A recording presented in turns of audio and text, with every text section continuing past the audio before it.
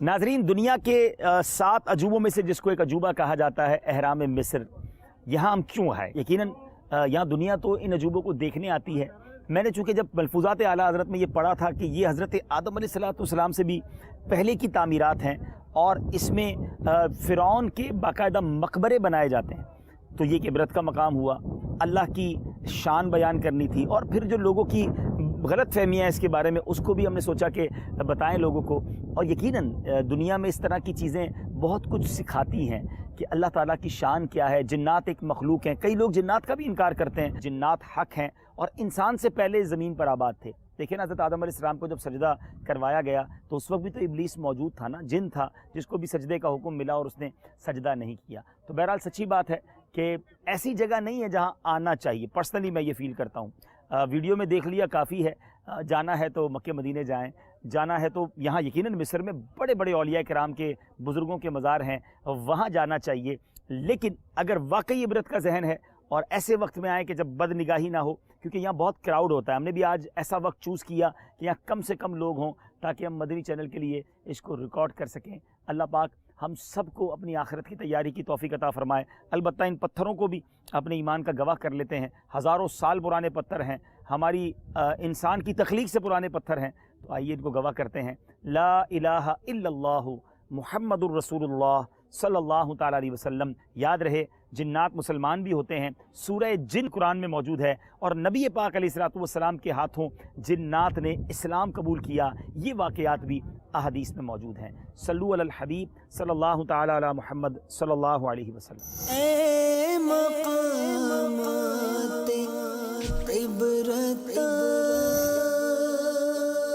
एहराम मिस्र पर जब हम आए थे तो यहाँ घोड़े और ऊँट भी मौजूद थे और घोड़े और ऊँट देखकर पुराने वक्तों की याद ताज़ा हो गई। वैसे भी यहाँ आकर बंदे को लगता है कि हज़ारों साल पहले के ज़माने में आ गया है, मगर जब यहाँ घोड़े और ऊँट देखे तो सुन्नत की नीयत से हमने भी घोड़े की सवारी की ताकि देखें कि घोड़ा जो है या ऊँट जो है वो कितना कंफर्टेबल है जितना हम गाड़ियों में बैठते हैं। लेकिन वाकई एहसास हुआ कि अल्लाह ने हमारे लिए अब के दौर में कितनी आसानी कर दी है।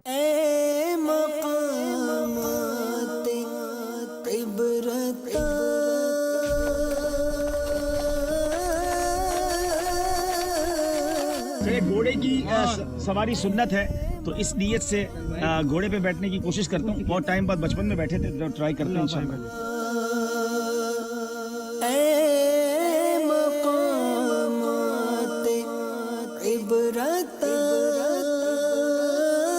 मुझे मौला अली करामत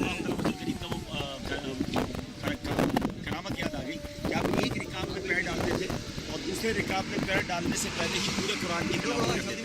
कैसे मुमकिन था, ये उनकी करामत थी। लेकिन सुन्नत की नीयत कर लेते हैं। मसलन आज मिस्र में सुन्नत की नीयत से घोड़े पर सवारी कर लेते हैं।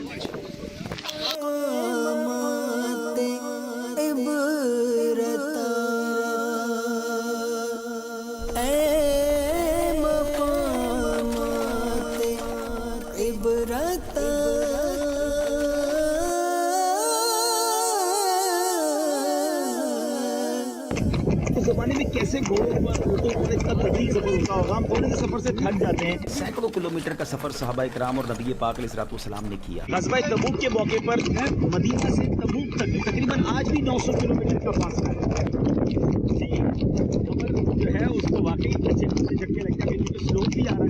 तो मतलब ये एहसास हो रहा है कि आज हम लग्जरी गाड़ियों में सुकून से सफ़र करते हैं, ट्रेनों में, लेकिन वाकई के घोड़ों ऊँटों पर सफ़र करना ये आसान नहीं है, खास तौर पर जैसे शहरी लोगों के लिए। लेकिन इस ज़माने में लोग इसके आदी होते होंगे। अच्छा, मज़े की बात है बताऊँ आपको नाज़रीन, जब वो पक्की ज़मीन पर चल रहा था तो हम ज़्यादा अपने आप को अनकम्फर्टेबल फील कर रहे थे। मट्टी में आ गए ना तो घोड़े के ऐसा लगता है कि पैर जम गए हैं, तो अब सफ़र करना आसान हो गया।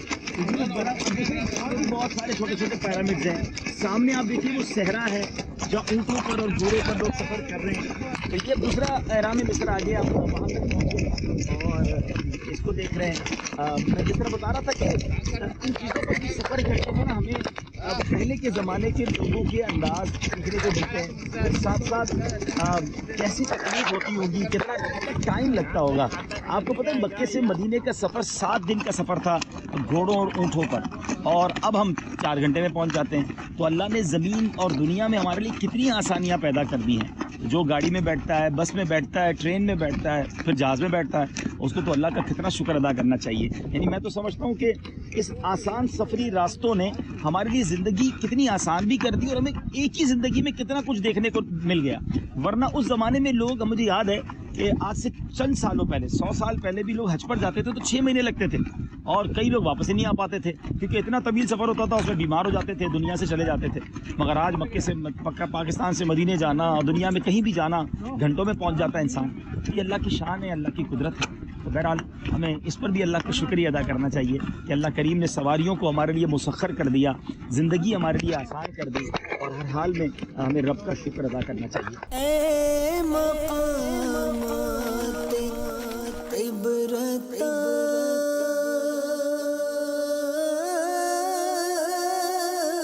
ہوئے نامور بے نشاں کیسے کیسے, زمیں کھا گئی نوجوان کیسے کیسے. کتنے بڑے بڑے نامور دنیا سے گئے مگر آج ان کا نام لینے والا کوئی نہیں ہے. اتنا بڑا مقبرے کے طور پہ اس کو یوز کیا گیا فرعون کے لیے, مصر کے بادشاہوں کے لیے. ان کی لاشوں کو حنوط کیا گیا, زیورات ساتھ رکھے گئے, بہت سارا ساز و سامان ڈالا گیا کہ بادشاہ کچھ ہزار سال بعد زندہ ہوگا تو وہ کام آئیں گی چیزیں. وہ حنوط والی لاشیں تو بچ گئیں جو آج زمانے کے لیے عبرت کا نشان ہیں, مگر نہ وہ مال کام آیا نہ بڑے مقبرے کام آئے. اگر ایمان نہیں تو جہنم کی آگ ٹھکانہ ہوتی ہے. اللہ کرے کہ ہم ایمان والی زندگی گزاریں تو قبر جنت کا باغ بن جائے گی. قبر باہر سے خوبصورت ہو اور اندر آگ رہی ہو اور کیڑے مکوڑے ہوں تو اس سے بڑی بدنصیبی کیا ہے. اللہ کرے کہ ہماری قبر اندر سے جنت کا باغ بن جائے. اگر قبر کو لگژری بنانا ہے, جنت کے لگژریس یوں سمجھیے کہ نعمتوں کو پانا ہے, تو دنیا میں اللہ کو راضی کرنا ہوگا. پلیز زندگی کی رنگینیوں میں اتنا نہ کھو جائیں کہ اللہ کو بھول جائیں, آخرت کو بھول جائیں اور آخرت کو برباد کر دیں. نمازوں کی پابندی کریں, ان چیزوں کو دیکھ کر انجوائمنٹ کی جگہ عبرت حاصل کریں کہ جگہ جی لگانے کی دنیا نہیں ہے, یہ عبرت کی جگہ ہے, تماشا نہیں. اے مقامات عبرت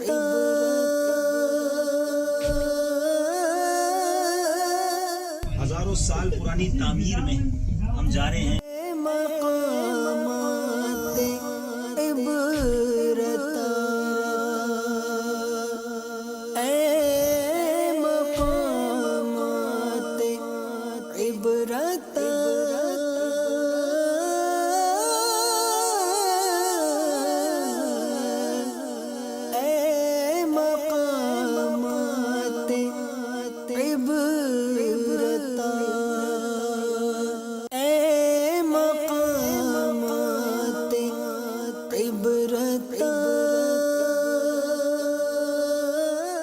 یہ احرام مصر کے جو پتھر ہیں یہ بڑی کمال کی, مطلب عقل حیران ہے. اگر ذرا سا کیمرہ مین اس کو زوم کریں تو یہ بالکل جس کو گرینائٹ کا پتھر کہتے ہیں, آپ دیکھ رہے ہیں اس پتھر کی کیفیت الگ ہے, یہ پتھر الگ ہیں اور یہ پتھر الگ ہے. یعنی ایسا لگتا ہے کہ باؤنڈری کے لیے, یعنی ساری باؤنڈری جو ہے وہ گرینائٹ ٹائپ کے پتھروں کی ہے.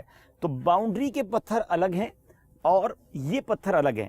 اب جو بات سمجھنے والی ہے, دیکھیں یہ اختلاف تو ہے کہ کب بنے, لیکن کیسے بنے یہ بہت کمال کی معلومات ہے. اب مثال کے طور پہ میں آپ کو جو سمجھانا چاہ رہا ہوں یہ بنے کیسے, لیکن آپ ذرا سائز دیکھیں اس پتھر کا. یہ پتھروں کی جو سائز ہے یہ بتا رہی ہے کہ یہ ایک ایک پتھر کئی کئی ٹن وزنی ہے. آئیے آپ کو ایک تحقیق کے مطابق ایک احرام مصر کتنا وزنی ہے اور اس کے پتھر کتنے وزنی ہیں وہ آپ کو بتاتے ہیں. صدیوں سے تاریخ دان اس سوال کا جواب ڈھونڈنے کی کوشش کر رہے ہیں. ماہرین کے مطالعوں سے جہاں نئے پہلو سامنے آئے ہیں وہاں نئی بحثوں نے بھی جنم لیا ہے. تقریباً 4700 سال قبل کے معماروں نے احرام بناتے وقت ریاضی کے کن اصولوں کو سامنے رکھا تھا؟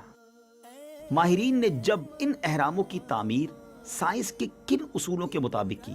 آئیے ان احراموں کی گئی تحقیق پر ایک نظر ڈالتے ہیں. سب سے بڑے احرام کی اونچائی تعمیر کے وقت 481 فٹ تھی, 481 فٹ تھی. اس احرام کو 43 صدیوں تک کرۂ ارض کی سب سے اونچی عمارت ہونے کا اعزاز حاصل رہا. سب سے بڑے احرام کی بنیاد مربع شکل کی ہے جس کے ہر جانب کی لمبائی 751 فٹ ہے. ماہرین کو اس بات پر انتہائی تعجب ہے کہ اس عہد میں جب نہ تو سائنسی آلات تھے اور نہ ہی علوم و فنون نے اتنی ترقی کی تھی، قدیم مصریوں نے کس طرح ان اہراموں کی پیمائش میں معمولی فرق بھی نہیں رکھا۔ جیسے جیسے عمارت بلند ہوتی ہے، اس کی چوڑائی ایک ترتیب کے ساتھ کم ہوتی چلی جاتی ہے اور 481 فٹ کی بلندی پر پہنچ کر عمارت کے چاروں کونے ایک نقطے پر مرکوز ہو جاتے ہیں۔ بلندی سے پیندے تک، from the top till the and, یہ عمارت ہر جانب سے 51 درجے کا زاویہ بناتی ہے، اینگل بناتی ہے۔ عمارت کا ہر کونا قطب نما کے چاروں اطراف، شمال جنوب اور مشرق و مغرب پر پوری طرح یکساں ایگزیکٹلی مکمل ہوتا ہے۔ مقبرے کی تعمیر پر تقریباً 20 لاکھ پتھروں کے بلاک استعمال ہوئے۔ پتھر کے ہر بلاک کا وزن 2 ٹن سے زیادہ ہے۔ آپ دیکھیں، احرام کے اطراف میں اتنے پتھر موجود ہیں کہ ماہرین کا اندازہ ہے کہ ان پتھروں سے احرام کے اطراف 10 فٹ اونچی 4 دیواری بنائی جا سکتی ہے۔ ایک تحقیق کے مطابق ایک احرام کا وزن تقریباً 65 لاکھ ٹن ہے۔ جی ہاں، 6.5 ملین ٹنز۔ اللہ کی شان ہے، یہ کیسے تعمیر ہوا؟ آئیے مزید آپ کو آگے بتاتے ہیں۔ اچھا، ایک اور بات سمجھنے والی ہے کہ پیرامڈ کا وزن ہم نے سنا، یہ جو تکون بنا، اس کی ڈائمنشنز کیا ہیں، یہ کس طرح بنا، اس کی وڈتھ کتنی ہے، لینتھ کتنی ہے، کیونکہ یہ اتنا اونچا تکونی عمارت دنیا میں کوئی اور نہیں۔ ذرا غور کیجئے ناظرین، حضرت آدم علیہ السلام سے بھی تقریباً 7000 سال پہلے یہ اگر عمارت بنی ہے تو ذرا یہ سوچئے کس قدر اس کے اندر، یوں سمجھیے کہ جس کو کہیں کہ موسمی اثرات آئے ہوں گے۔ یہ اوپن ہے نا، اوپر کوئی سایہ تو نہیں ہے۔ شدید دھوپ بھی مصر میں پڑتی ہے، شاندار بارش بھی پڑتی ہے، کتنی موسموں کو اس نے جھیلا ہے، مگر یہ عمارت اپنی جگہ کھڑی ہے۔ ہم نے دنیا میں 400 500 700 سال پرانی عمارتیں دیکھی ہیں جو گر جاتی ہیں، وہ کھڑی نہیں رہ پاتی۔ بہت مشکل سے آپ کو دنیا میں 1000 2000 سال والی عمارت کوئی کھڑی نظر آئے گی، مگر یہ آلموسٹ 14000 سال پہلے عمارت بنی ہے۔ ایسا کیا ہے اس میں؟ یہ واقعی آج بھی ایک عجوبہ ہے۔ اے مقامات عبرت،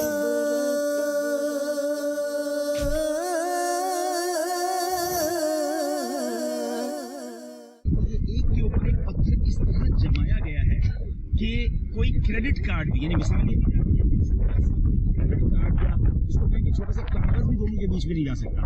اس زمانے میں تو سیمنٹ نہیں تھی، اس زمانے میں سریا تو نہیں تھا، کوئی مشین تو تھی نہیں جس نے اس کو پریس کیا ہوگا۔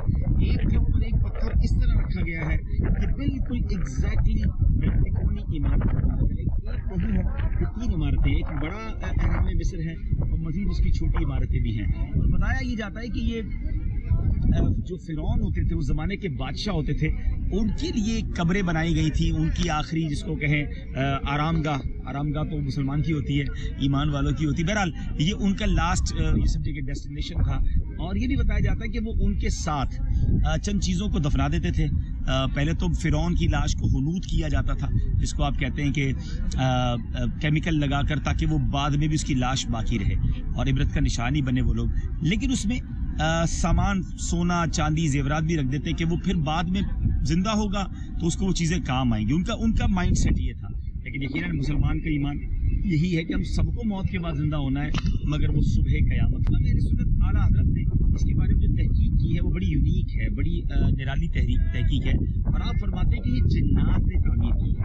اور سمجھ بھی یہی آتا ہے کہ کیسے ممکن ہے کہ اتنی اونچائی تک ایک انسان بغیر کسی مشین کے، یعنی بتایا جاتا ہے کہ یہ پتھر اسوان شہر میں پائے جاتے ہیں، جو کہ یہاں سے تقریباً 600 میل دور ہے، بہت دور جگہ ہے یہ۔ اس علاقے کو اکسر بھی کہا جاتا ہے اور اسوان بھی کہا جاتا ہے۔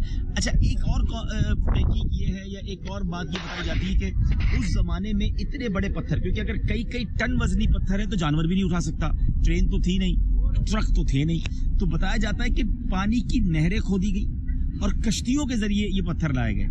یعنی یہ واقعی ایک جس کو کہتے ہیں نا کہ عقل حیران ہو جاتی ہے۔ لیکن سیدی اعلیٰ حضرت نے جو فرمایا کہ یہ حضرت آدم علیہ السلام سے بھی پہلے جنات نے ان احرام کی تعمیر کی، اور آج ذرا غور کریں، کئی ہزار سال گزرنے کے بعد بھی یہ قائم ہیں۔ اے مقامات عبرت، صلو علی الحبیب صلی اللہ تعالی علی محمد صلی اللہ علیہ وسلم۔ احرام مصر وہ جگہ جس کو آج دنیا بھی دنیا کے عجوبوں میں ایک چیز مانتی ہے. اس کی اصل حقیقت کیا ہے؟ یہ کب تعمیر ہوئے، کیسے تعمیر ہوئے اور آج بھی کیسے باقی ہیں؟ عقل، سائنسدان آج بھی حیران ہیں. بڑے بڑے فلاسفر تحقیق کر رہے ہیں، ہزاروں سال گزر گئے مگر اس کی تحقیق کمپلیٹ نہیں ہوئی. آئیے آپ کو میں کچھ ایسی بات بتانا چاہتا ہوں کہ اب تک سائنسدان تو وہاں تک نہیں پہنچے ہیں، مگر ایسا لگتا ہے کہ بعد میں جا کر سائنس نے بھی وہیں پہنچنا ہے.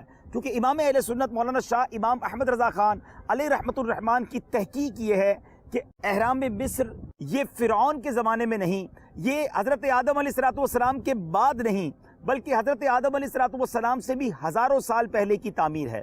پھر تعمیر کس نے کی جب انسانی دنیا میں نہیں تھے؟ جناب ماننا یہ ہے ہمارے بزرگوں کا کہ اس کی تعمیر انسانوں نے نہیں بلکہ جنات نے کی ہے.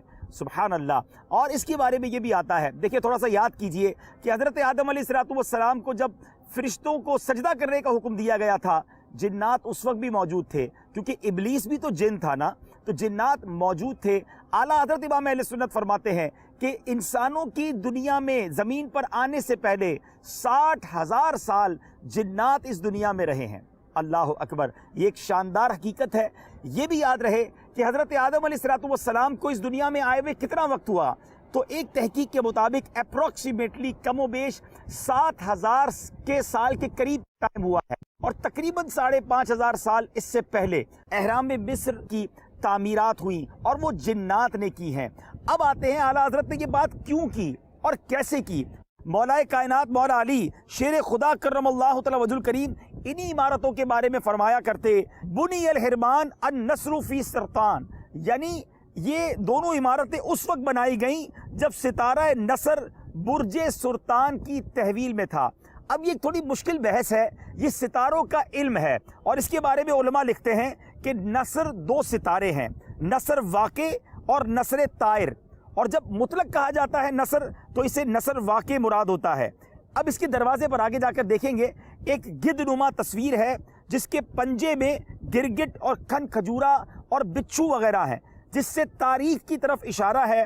اور مطلب یہ کہ نصر جو ہے وہ سلطان میں آیا، اس وقت یہ عمارت بنی جس کے حساب سے 12,640 سال 8.5 مہینے ہوتے ہیں. یعنی یہ اس وقت کی بات ہے جب مولا علی کرم اللہ تعالی وجہ الکریم نے یہ فرمایا. تو آل ٹوگیدر ہم کچھ اور سال بڑھا لیتے ہیں. حضرت علی کو اگر 1300 سال ہو گئے تو اگر آج کے دور میں ہم یہ کہیں کہ 14,000 سال پہلے اہرام مصر کی تعمیر ہوئی تو حضرت آدم علیہ السلام کو تقریباً 7,000 سال ہوئے ہیں، تو مزید 7,000 سال پہلے یہ تعمیرات ہوئی تھیں. اور سبحان اللہ یاد رہے کہ حضرت آدم علیہ السلام کے بعد دنیا میں ایک وقت ایسا بھی آیا کہ ساری دنیا ختم ہو گئی. جی ہاں، ایک وقت ایسا آیا کہ پوری دنیا طوفان میں ڈوب گئی تھی جب حضرت نوح علیہ السلام کے دور میں طوفان آیا. حضرت نوح علیہ السلام کے ساتھ 80 افراد تھے، کچھ جانوروں کے جوڑے تھے، اور روایتوں میں یہ بھی آتا ہے کہ اس کشتی میں حضرت آدم علیہ السلام کا تابوت بھی تھا. اور جب دنیا میں اس کشتی نے چکر لگایا ساری عمارتیں ختم، ساری چیزیں ڈوب گئیں، مگر اس وقت بھی یہ 2 مینارے جس کو مصر کے مینارے کہا جاتا ہے یہ باقی بچ گئے تھے. اس کا مطلب یہ ہوا یہ اس سے بھی پہلے کی تعمیر ہے. بہرحال اللہ بہتر جانتا ہے کہ یہ کیا ہے. مگر آئیے جنات کے بارے میں قرآن میں رب نے کیا فرمایا، کچھ آیتیں اور اس کا ترجمہ سنتے ہیں. یاد رہے ناظرین، جنات حق ہیں، یہ ہمارے سے پہلے اس دنیا میں تھے اور اب بھی ہمارے درمیان ہیں. لیکن اس میں بھی مسلمان جنات ہوتے ہیں، اس میں بھی غیر مسلم جنات بھی ہوتے ہیں، شریر جنات بھی ہوتے ہیں، نیک جنات بھی ہوتے ہیں. جنات کے بارے میں زبردست معلومات کے لیے ایک بہت پیاری کتاب مکتبۃ المدینہ سے شائع ہوئی ہے، اس کتاب کا بھی مطالعہ کیجئے. پہلے قرآن پاک کی آیتیں سن لیتے ہیں، پھر میں مزید کچھ عرض کرتا ہوں. وَخَلَقَ الْجَانَّ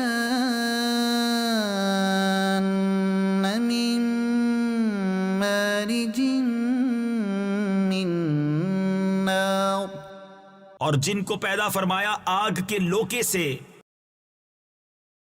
وَمَا خَلَقْتُ الْجِنَّ وَالْإِنسَ إِلَّا لِيَعْبُدُونِ، اور میں نے جن اور آدمی اتنے ہی اسی لیے بنائے کہ میری بندگی کریں.